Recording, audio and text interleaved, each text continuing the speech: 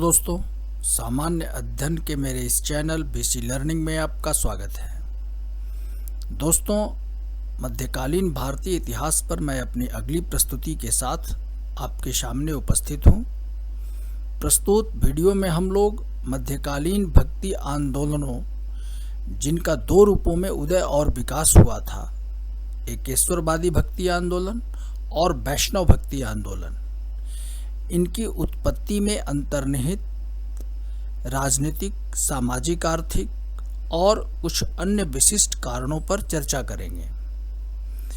इन दोनों प्रकार के भक्ति आंदोलनों की विशेषताओं और प्रमुख भक्त संतों तथा उनसे जुड़े तथ्यों की चर्चा दूसरे वीडियो भाग 2 में की जाएगी। दोस्तों, यह विषय प्रारंभिक एवं मुख्य दोनों ही परीक्षाओं के दृष्टिकोण से अत्यंत उपयोगी है, तो आइए इन्हें देखते हैं।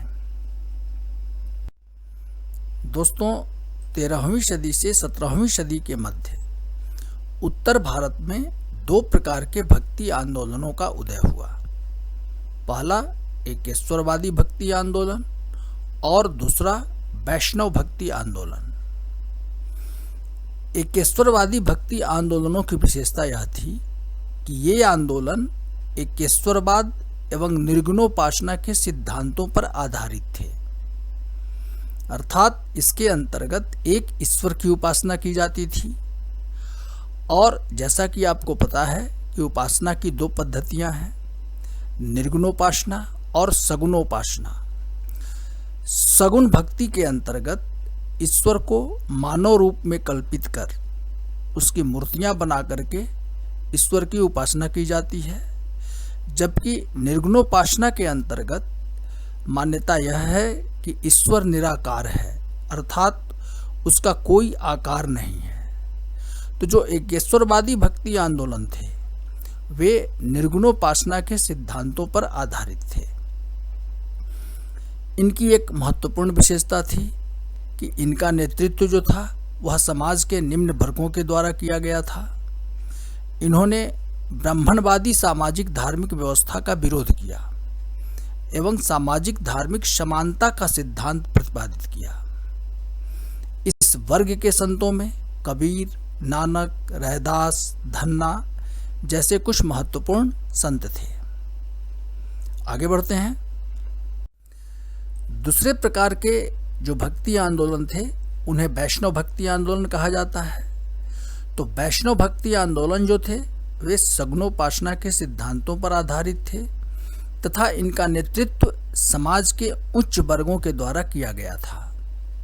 हालांकि इन आंदोलनों ने भी भक्ति एवं धार्मिक समता का सिद्धांत प्रतिपादित किया, परंतु इन्होंने ब्राह्मणवादी सामाजिक धार्मिक व्यवस्था का समर्थन भी किया। इस परंपरा के संतों में रामदास, चैतन्य, तुलसीदास, मीराबाई जैसे संत कुछ प्रमुख संत हैं। इनकी विशेषताओं को हम लोग एक अलग वीडियो में देखेंगे, इन दोनों आंदोलनों की प्रमुख विशेषताओं को। दोस्तों, अब हम लोग भक्ति आंदोलनों के उदय के कारणों पर चर्चा करेंगे।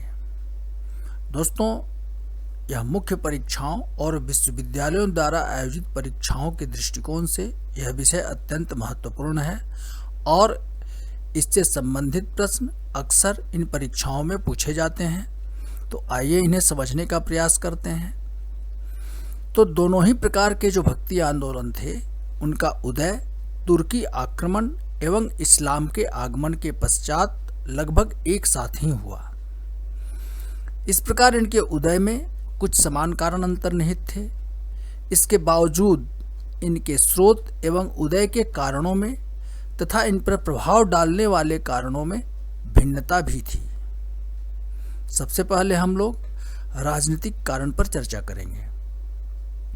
तो तुर्की आक्रमण के समय भारत के धार्मिक सामाजिक व्यवस्था पर राजपूत ब्राह्मण गठबंधन का वर्चस्व था।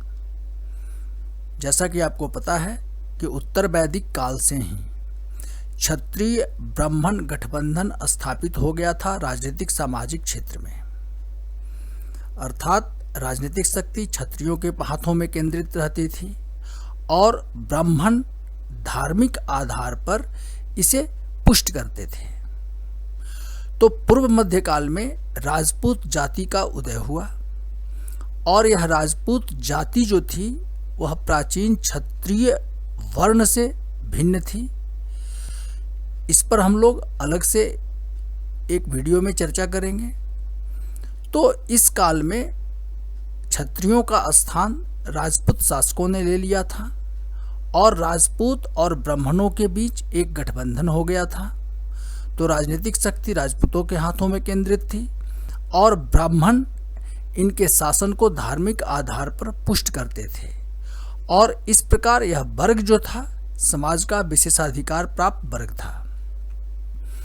इस व्यवस्था में समाज के निम्न वर्गों की स्थिति सामाजिक पदानुक्रम में निचले स्तर पर थी और इसमें उत्थान की कोई गुंजाइश नहीं थी। इसी बीच 11वीं-12वीं सदी में भारत पर तुर्की आक्रमणों का सिलसिला प्रारंभ हुआ।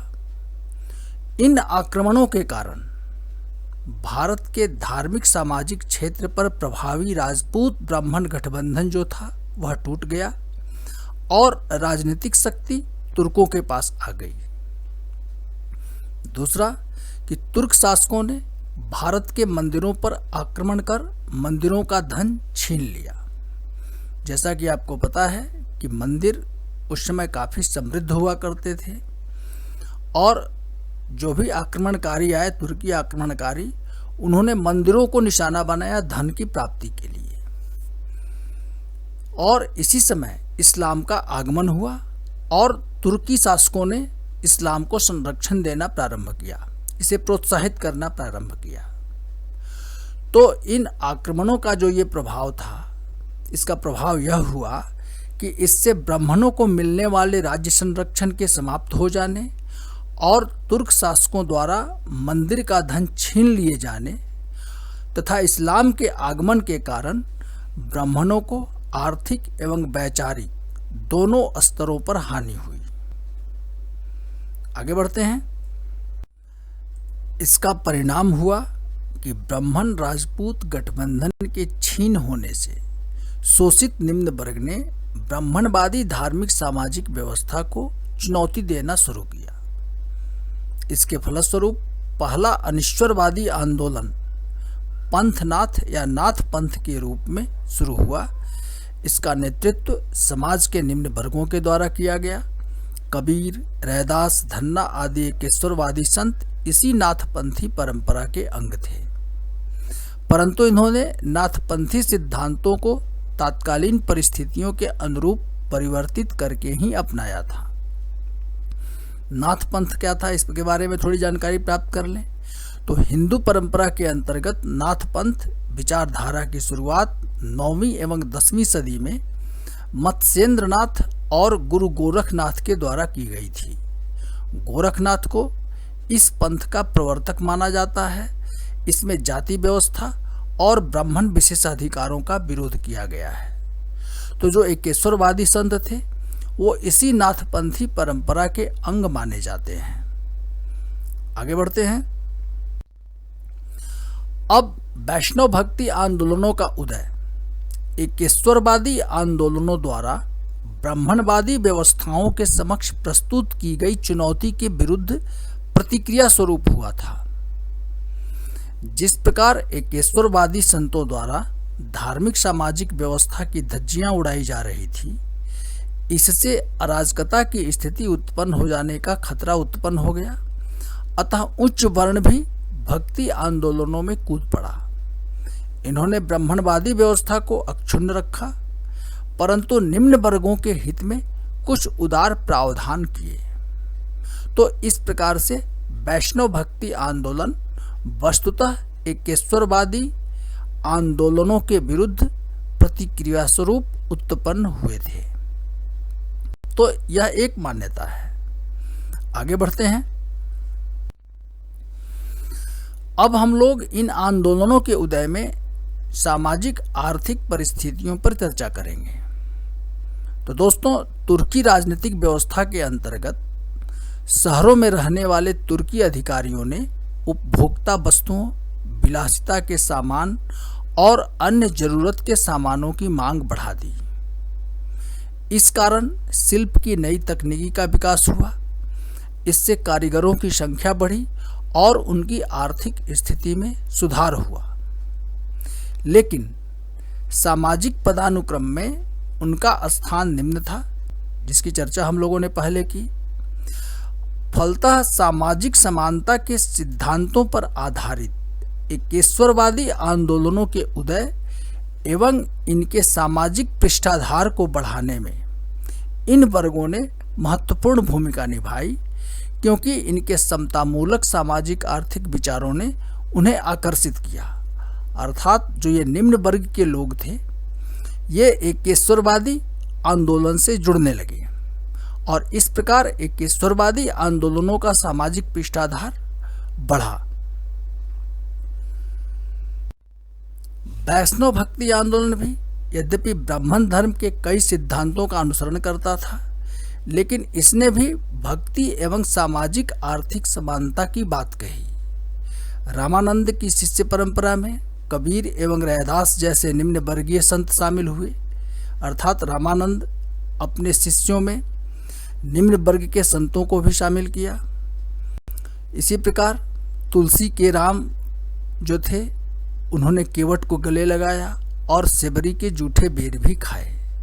तो वस्तुतः यह सामाजिक समता का प्रतीक है। अब हम लोग इन आंदोलनों के उदय में इस्लाम के भूमिका पर चर्चा करेंगे। दोस्तों, तत्कालीन हिंदू धर्म एवं समाज अपने आप को अनेक रूढ़िवादी परंपराओं एवं संकीर्ण अंधविश्वासों में कैद कर रखा था। यह ब्राह्मणवादी व्यवस्था निम्न वर्गों के हित में नहीं थी, जिसकी चर्चा हम लोगों ने पहले की। इसी समय इस्लाम का आगमन हुआ। इसने अपने उदारवादी सिद्धांतों जैसे एकेश्वरवाद और सामाजिक समानता आदि के द्वारा निम्न हिंदू वर्गों को प्रभावित करना प्रारंभ किया। इससे सामाजिक सांस्कृतिक संकट उत्पन्न होने का भय हो गया, क्योंकि निम्न वर्गीय हिंदू जो थे वो इस्लाम को अपनाना उन्होंने शुरू कर दिया। अतः इसी कारण रामानंद ने जातिगत बंधनों को उदार बनाकर भक्ति को निम्न वर्गीय जातियों के लिए भी सुलभ बनाया। चैतन्य ने धर्म परिवर्तित मुसलमानों को पुनः हिंदू बनाने के प्रावधान किए। इस संदर्भ में एक मान्यता यह है कि एकेश्वरवादी आंदोलनों ने अपने सिद्धांतों के लिए इस्लाम से प्रेरणा प्राप्त की थी। अर्थात ऐसी मान्यता है, कुछ विद्वानों की राय है कि जो एकेश्वरवादी आंदोलन शुरू हुए थे वह इस्लाम से प्रभावित थे, इस्लाम के एकेश्वरवाद से प्रभावित थे। लेकिन इस मत की आलोचना इस आधार पर की जाती है कि भारत आगमन से पूर्व ही इस्लामिक सामाजिक व्यवस्था जो थी वह स्तरीकृत हो चुकी थी और इस्लामिक समाज में भी अशरफ, अजलाफ, अर्जल आदि कई जातियां शामिल हो गई थी। आगे बढ़ते हैं। अशरफ जो थे वो विदेशी मूल के मुसलमान थे जो नस्लीय रूप से स्वयं को श्रेष्ठ मानते थे।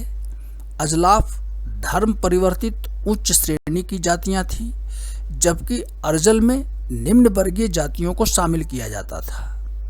तो जो भारत के निम्न वर्गीय हिंदू थे उन्हें अर्जल श्रेणी में ही शामिल किया जाता था। अजलाफ और अर्जल को जो अशरफ थे, जो स्वयं को नस्लीय दृष्टि से अपने आप को श्रेष्ठ मानते थे, वो हेय दृष्टि से देखते थे। अतः निम्न वर्गीय हिंदुओं का इस्लाम की ओर आकर्षण का कोई कारण नहीं था। इसी प्रकार एकेश्वरवादी सिद्धांत प्राचीन काल से ही भारतीय संस्कृति के अंग रहे हैं, अतः इसे इस्लाम से प्रभावित होना नहीं माना जा सकता है। लेकिन साथ ही साथ यह एक सच्चाई है कि हिंदुस्तान के अधिकांश मुस्लिम जो हैं वो धर्म परिवर्तित मुसलमान ही हैं। तो इतना तो निश्चित है कि इस काल में हिंदुओं का धर्म परिवर्तन हुआ। आगे बढ़ते हैं। अब इन धार्मिक आंदोलनों के उदय को सामंती शोषण के विरुद्ध प्रतिक्रिया के रूप में भी देखा जाता है। एक मान्यता यह है कि मध्यकालीन भक्ति आंदोलन सामंती शासन के विरुद्ध आम जनता की प्रतिक्रिया का प्रतीक है।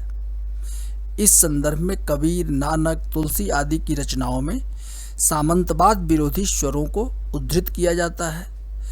कबीर को मध्यकालीन साम्यवादी माना जाता है, यह जान लें आप, जिन्होंने मार्क्स एवं एंगेल्स से पहले ही असंतोष का कारण आर्थिक विषमता होना प्रतिपादित किया था।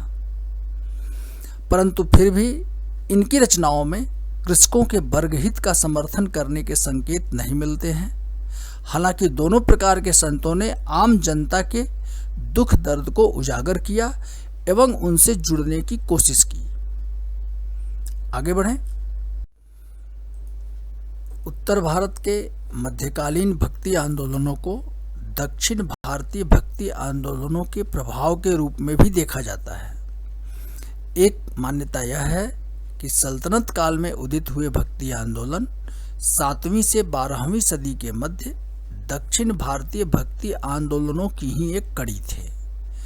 अलवार एवं नैनार संतों ने इस अवधि में तमिल प्रदेशों में भक्ति का काफ़ी प्रचार प्रसार किया था। इसकी चर्चा मैंने वैष्णव एवं शैव धर्म से संबंधित अपने वीडियो में किया है।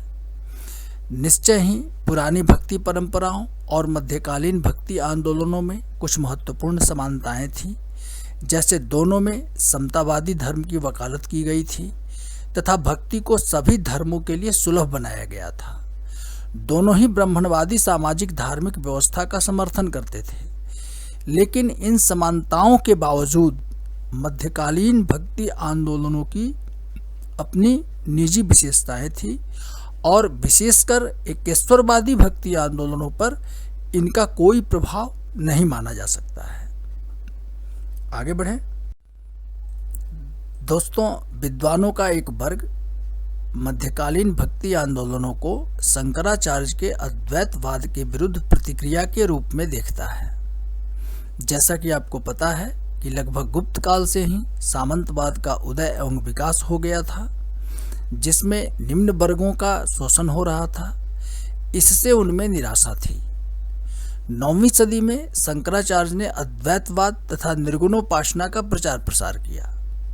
यह मत ज्ञानमार्गी था, अतः तत्कालीन सामंती राजनीतिक सामाजिक व्यवस्था से उत्पन्न होने वाली निराशा, इससे जनसामान्य को यह मुक्ति नहीं दे सका। इसके प्रतिक्रिया स्वरूप रामानुजाचार्य, मध्वाचार्य, विष्णु स्वामी, निम्बकाचार्य, इन सबों ने अद्वैतवाद का विरोध किया एवं थोड़े बहुत अंतरों के साथ इनकी प्रवृत्ति सगुण भक्ति की ओर चलती चली गई। इसी प्रवृत्ति को रामानंद, चैतन्य, तुलसीदास आदि ने आगे बढ़ाया। इस प्रकार स्पष्ट है कि मध्यकाल में उदित हुए भक्ति आंदोलन मूलतः सामाजिक आर्थिक परिस्थितियों से प्रेरित थे। अन्य जो कारण हैं वे गौण कारण हैं।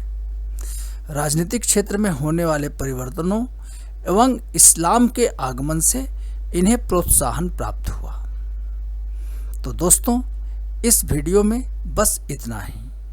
मेरी अगली प्रस्तुति दोनों प्रकार के मध्यकालीन भक्ति आंदोलनों, एकेश्वरवादी तथा वैष्णव भक्ति की प्रमुख विशेषताओं के साथ साथ प्रमुख संतों से संबंधित तथ्यात्मक विवरण से संबंधित है। दोस्तों, यदि मेरी यह प्रस्तुति आपको उपयोगी लगी है तो कृपया मेरे इस वीडियो को लाइक करें, और यदि अभी तक आपने मेरे इस चैनल को सब्सक्राइब नहीं किया है तो प्लीज़ इसे सब्सक्राइब अवश्य करें।